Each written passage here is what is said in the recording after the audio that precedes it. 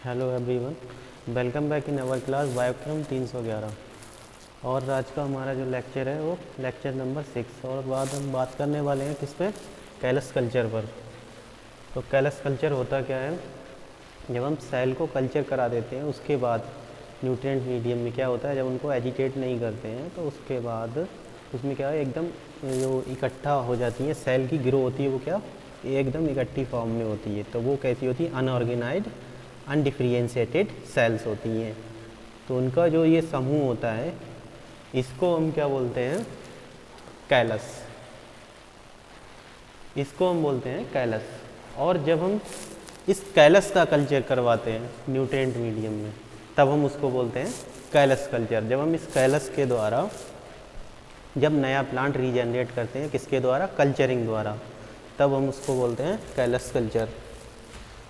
Callus culture में क्या होता है कि जो सेल होती है, सेल को हमने क्या किया, सॉलिड मीडिया न्यूट्रिएंट मीडिया पे ग्रो किया। और उसके बाद ये क्या हो गया, सेल की जब सेल ने ग्रो की, जब सेल ग्रो हो जाती है तो उससे बहुत सारी संगठन हो जाता है, समूह होता है इसका इकट्ठा। वो कैसा होता है, अनऑर्गेनाइज्ड अनडिफ्रेंशिएटेड सेल होती हैं ये। तो ये क्या होता है, कैलस मास ऑफ सेल। तो इसको हम क्या कहते हैं, कैलस कहते हैं। और जब हम इस कैलस का कल्चर कराते हैं तो उसको हम कहते हैं कैलस कल्चर। तो कैलस कल्चर को हम कैसे कराते हैं, कैलस जो होता है उसको हम कराते हैं सेमी सॉलिड न्यूट्रिएंट मीडिया पे। तो जो न्यूट्रिएंट मीडिया हम यूज करते हैं वो सेमी सॉलिड कहते हैं। और सेल सस्पेंशन में हम यूज कर रहे थे कैसा मीडिया, लिक्विड मीडिया हम यूज कर रहे थे। वो किस में था, सेल सस्पेंशन कल्चर में हम यूज कर रहे थे, सेल सस्पेंशन कल्चर में हम यूज कर रहे थे लिक्विड मीडिया।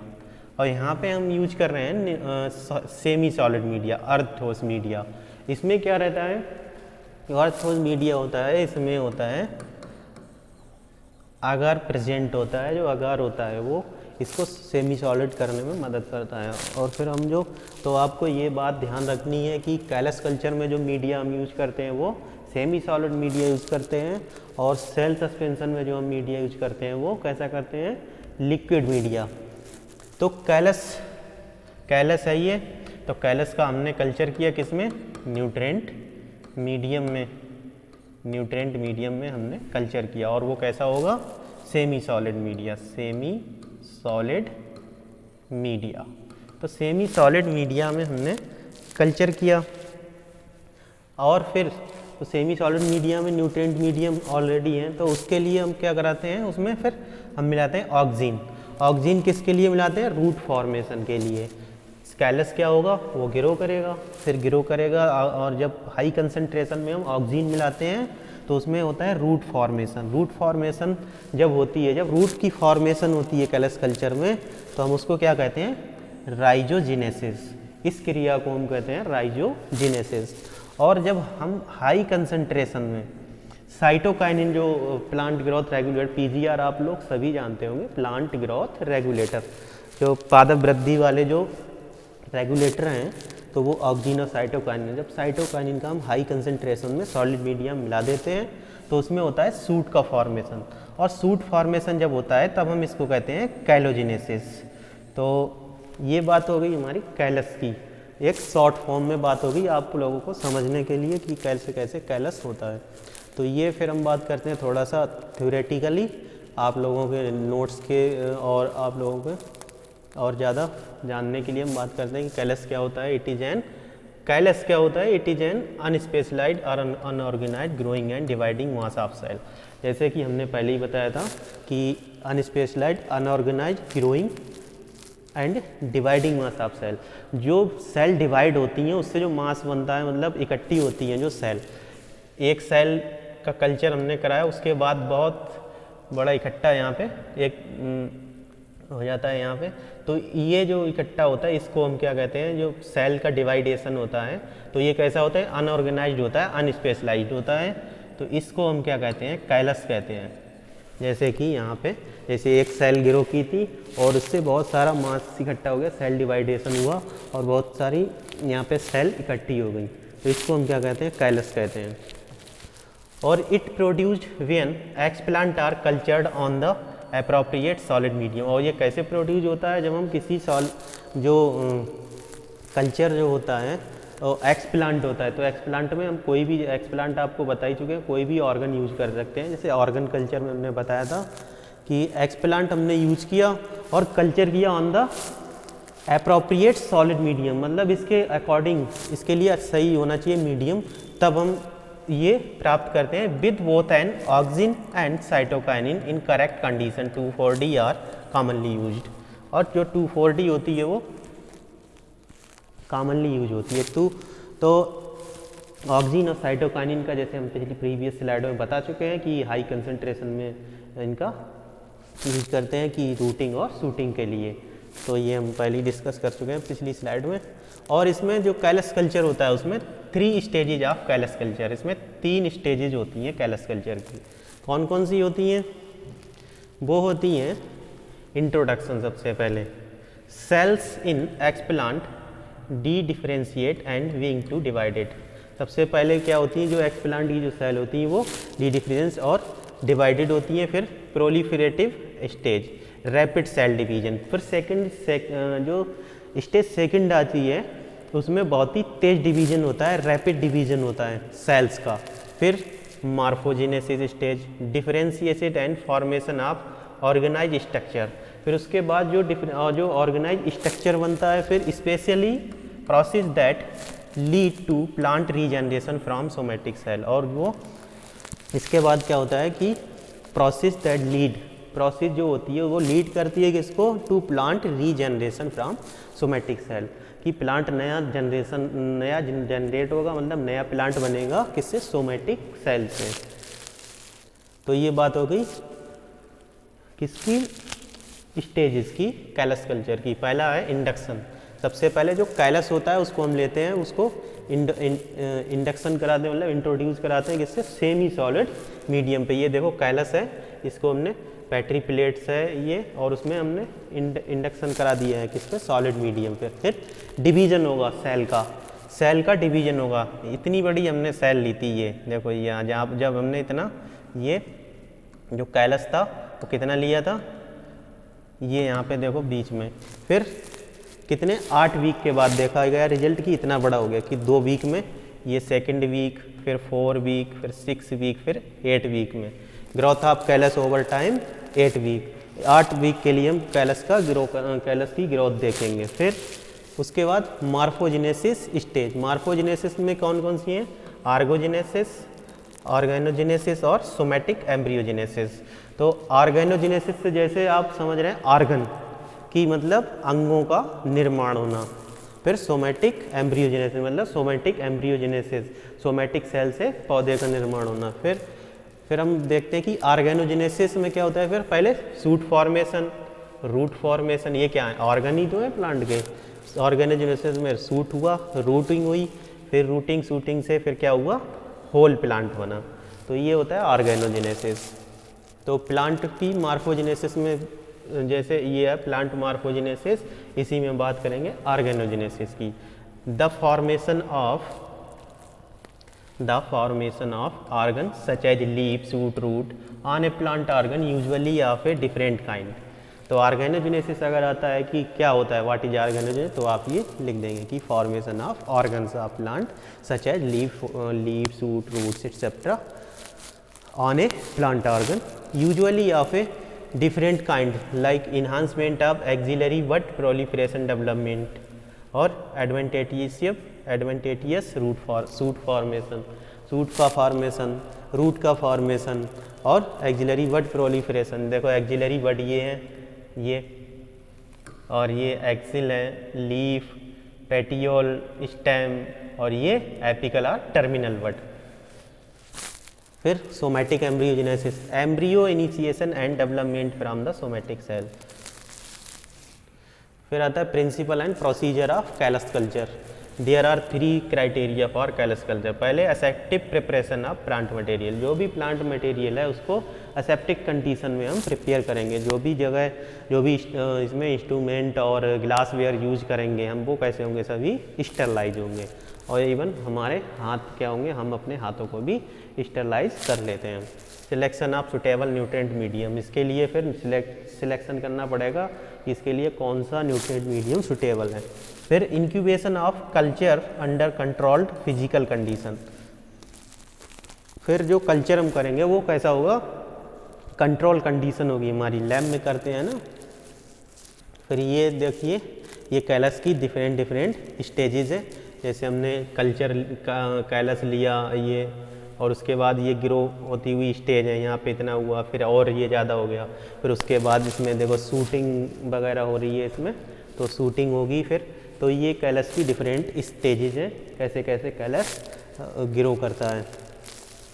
फिर aseptic preparation of plant material, वो असेप्टिक कैसे करेंगे, surface sterilisation, wash with running water, running water से हम वॉश करेंगे जो भी एरिया है। 1% वावेस्टिन ट्रीटमेंट, 70% अल्कोहल से स्टरलाइज करेंगे, फिर 1% सोडियम हाइपोक्लोराइड से, फिर 0.1% मर्क्यूरी क्लोराइड से, wash with sterile distil water, और वॉश कर देंगे स्टेराइल डिस्टिल वाटर से, सरफेस स्टरलाइजेशन करेंगे। ये जो भी हमारा एक्स प्लांट है, ये जो प्लांट मटेरियल हम यूज करेंगे, इतनी स्टेजेस हैं उसमें उसको स्टरलाइज करने की। फिर selection of suitable nutrient medium, उसके लिए फिर हमें सिलेक्ट करना पड़ेगा कि न्यूट्रिएंट मीडियम भी तो होना चाहिए उसके अकॉर्डिंग, कि जो ज़रूरत है उसके लिए जो तो वो क्या है, ऑक्सीजन और साइटोकाइनिन 10:1 और 100:1 इंड्यूस रूट्स। और ऑक्सीजन और साइटोकाइनिन जो होगा उसका रेशियो कितना होगा, 10:1 और 100:1 इंड्यूस रूट के लिए। फिर ये 1:10 और 1:100 इंड्यूस सूट के लिए, ऑक्सीजन और साइटोकाइनिन के लिए काइनिन का ये इतना रेशियो होगा। फिर intermediate root ratio around 1:1 favour callus growth, फिर इंटरमीडिएट रेशियो होना चाहिए इसका कितना, 1:1 फेवर किसके लिए, कैलस की ग्रोथ के लिए। फिर अगर सॉलिडिफाइड और semi solid nutrient medium are used, और जैसे हमने पहले ही बताया था उस स्लाइड में कि जो अगर होता है उसको मिलाते हैं, वो क्या करे, सेमी सॉलिड या सॉलिड मीडियम को बनाता है वो। तो इसमें हमें अगर की भी ज़रूरत होती है। That media are autoclaved at 15 psi pressure for 15 to 20 minute at 121 degree centigrade. फिर न्यूट्रिएंट मीडिया जो होता है उसको हम ऑटोक्लेव करेंगे 15 psi प्रेशर पर फॉर 15 to 20 मिनट के लिए, और 121 डिग्री सेंटीग्रेड उसमें टेम्परेचर होना चाहिए उसका ऑटोक्लेव का। फिर आता है incubation of culture under control physical condition. तो ये आप देख रहे हैं ना, ये जो लैब है इसमें ये लैब है, ये कंट्रोल कंडीशन है, इसमें टेम्परेचर का और लाइट की व्यवस्था और ह्यूमिडिटी की सारी की कंडीशन क्या होगी, कंट्रोल कंडीशन होगी। देखो ये ग्रोथ चैम्बर बने हुए हैं, इसमें हमारा जो मटेरियल वो रखा हुआ है, प्लांट मटेरियल और कल्चर्ड मटेरियल सब इसमें रखा हुआ है। तो कंट्रोल कंडीशन में क्या होगा कि टेम्परेचर चाहिए 25 डिग्री सेंटीग्रेड, एक 2 डिग्री कम या ज़्यादा भी हो सकता है, जैसे ±2 डिग्री सेंटीग्रेड। फिर photoperiod 16 hour light and 18 hour dark, मतलब 16 घंटे लाइट और 8 घंटे डार्क, मतलब लाइट नहीं हो 8 घंटे के लिए। फिर लाइट इंटेंसिटी कितनी हो, 2000 to 3000 लक्स, तो लाइट इंटेंसिटी 2000 से 3000 लक्स होनी चाहिए। और रिलेटिव ह्यूमिडिटी, जो ह्यूमिडिटी चाहिए वो कितनी चाहिए, 55 से 60% के लगभग ह्यूमिडिटी चाहिए। तो ये हो गई incubation of culture under control physical condition. तो ये इसकी कंडीशंस हैं, क्या क्या इसमें चाहिए होता है। फिर है steps involve in callus culture. तो हम अब बात करेंगे कि कौन कौन सी स्टेप्स होती हैं जो इन्वॉल्व होती हैं कैलस कल्चरिंग कराने में। तो कैलस को हम कैसे तैयार करते हैं और फिर कल्चर उसका करते हैं। जैसे एक्स प्लांट, यहाँ पे एग्जाम्पल किसका लिया है, कैरेट का।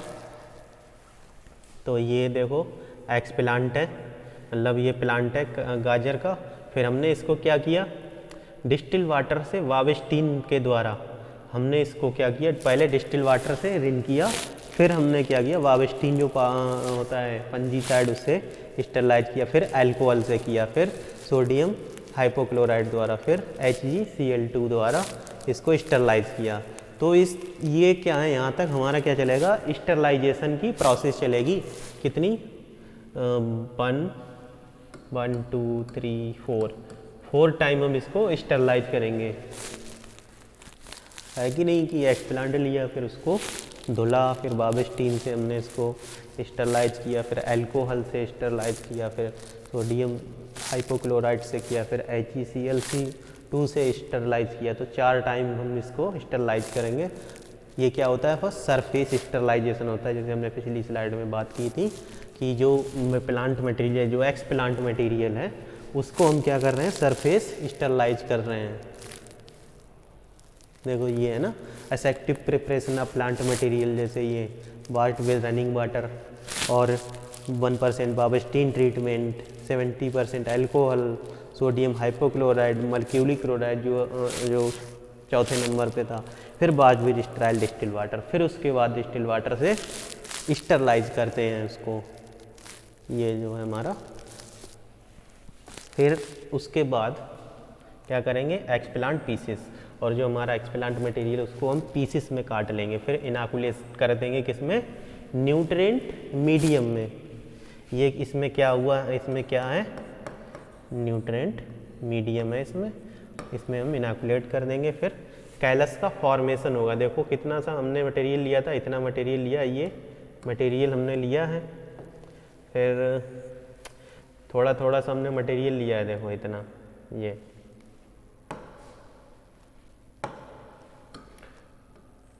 ये पीस है, ये पीस हमने इसमें इनाकुलेट करा दिए। उसके बाद कैलस फॉर्मेशन हुआ। तो कैलस फॉर्मेशन में आप देख रहे हैं कि कितनी ये सेल डिवीजन हुआ, उसके बाद ये कैलस में परिवर्तित हो गई, और ये बहुत सारी सेल इकट्ठी हो जाती हैं और ये बढ़ जाता है इनका आकार। फिर ये देखो इसमें दोनों ये इकट्ठे हो गए और ये बहुत ज़्यादा इनका आकार बढ़ गया। पर उसके बाद क्या होगा, उससे हम करेंगे सस्पेंशन कल्चर। जो कैलस फॉर्मेशन होता है, कैलस से हम बनाएंगे सस्पेंशन कल्चर। लिक्विड मीडियम में इसको डालेंगे, कैलस है जो, और ये क्या है जो ये दिखा रहे हैं आपको, यहाँ पे क्या होता है, ये सैकिंग करते हैं, हर समय सैकिंग करते रहते हैं। फिर उसके बाद न्यूट्रिएंट मीडियम में डाल देते हैं और ये क्या बनता है, नया प्लांट बन जाता है, नया। वो तो हमने सब प्रोसेस आपको बताई रखी, साइटोकाइनिन और रूट और शूट के लिए कौन कौन से जिम्मेदार हैं हमारे प्लांट ग्रोथ रेगुलेटर। फिर कैलस का multiplication, actively growing callus can be initiated on culture media with even physiological balance of cytokinin and auxins. और जो एक्टिवली ग्रोइंग सेल होती हैं वो क्या होती हैं, वो कल्चर मीडिया पे इवन फिजियोलॉजिकल बैलेंस, मतलब जो फिजियोलॉजिकल बैलेंस होता है वो किसका, साइटोकाइनिन और ऑक्जीन का, उसके अकॉर्डिंग ग्रो करती हैं। After callus biomass increase 2 to 4 times and callus can B divided and placed on fresh medium. जब कैलस 2 से 4 वीक तक ग्रो कर लेता है, उसके बाद हम उसको क्या करेंगे, फिर से नए मीडियम में डाल देते हैं फिर से ग्रो करने के लिए। ये है एक उसका राइस का प्लांट, इसमें दिखाया गया है कि ये rice plant growing from callus with nutrient rich agar. तो ये राइस का प्लांट डेवलप किया गया है इसमें कैलस मीडियम के द्वारा। तो ये फिर उसके बाद आता है significance of callus culture. Significance क्या क्या है इसके, कैलस के, तो कैलस के हम देख लेते हैं यहाँ पे सिग्निफिकेंस क्या क्या है।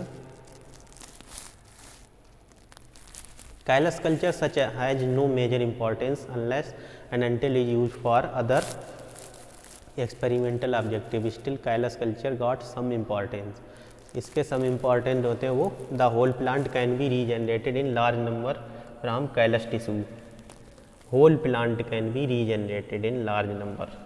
हम इससे होल प्लांट करते, बहुत सारे प्लांट्स कर सकते हैं फ्रॉम द कैलस टिश्यू। जो कैलस बनता है उसमें क्या होती है, सेल होती हैं, वही तो डिवाइड होती हैं। तो वो क्या होता है, सेल का मास होता है, मास ऑफ सेल होता है। तो वो कैलस टिश्यू हम ले लेते हैं, उससे हम बहुत सारे नंबर, मतलब इकट्ठे बहुत प्लांट हम तैयार कर सकते हैं कैलस के द्वारा, through manipulation of nutrient and hormonal constitution.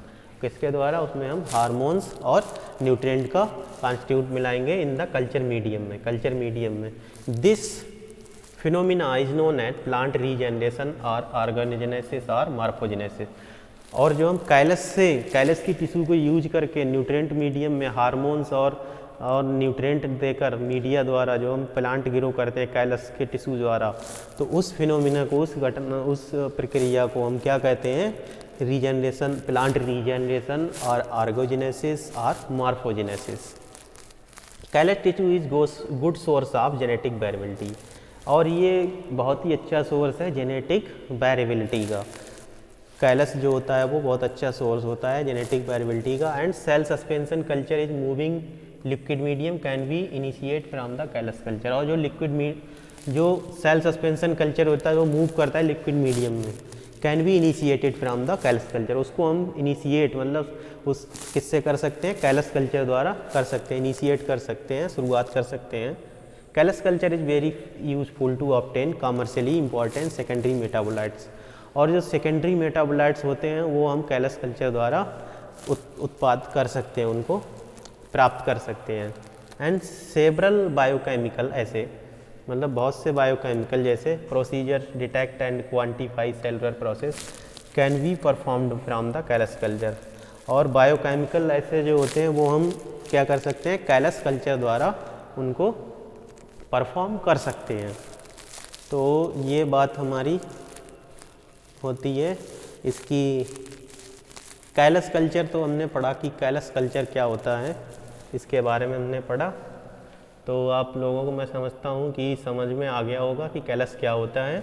तो कैलस क्या होता है कि वो जब हम सेल को ग्रो करते हैं न्यूट्रिएंट मीडिया पर, फिर उसमें क्या होता है, मास ऑफ सेल इकट्ठा हो जाता है। वो मास ऑफ सेल क्या होते हैं, वो अनऑर्गेनाइज्ड अनडिफरेंशिएटेड सेल्स होती हैं, उनको हम क्या कहते हैं, कैलस कल्चर कहते हैं। और जब हम कैलस का कल्चर जब हम कराते हैं, जो कैलस की सेल्स होती हैं उसको हम कहते हैं कैलस कल्चर। जब कैलस ये इकट्ठा हो गया, फिर हमने आगे देखा था कि इस कैलस द्वारा हमने जो गाजर थी उसमें जो कैरेट थी उससे क्या हुआ, पहले हमने कैलस का निर्माण किया, फिर सेल सस्पेंशन कल्चर द्वारा हमने नया प्लांट रीजनरेट किया था। तो ये सारी प्रोसेस थी हमारी कैलस कल्चर की। तो फिर हम अगली क्लास में बात करेंगे एंथर कल्चर के लिए। Thank you.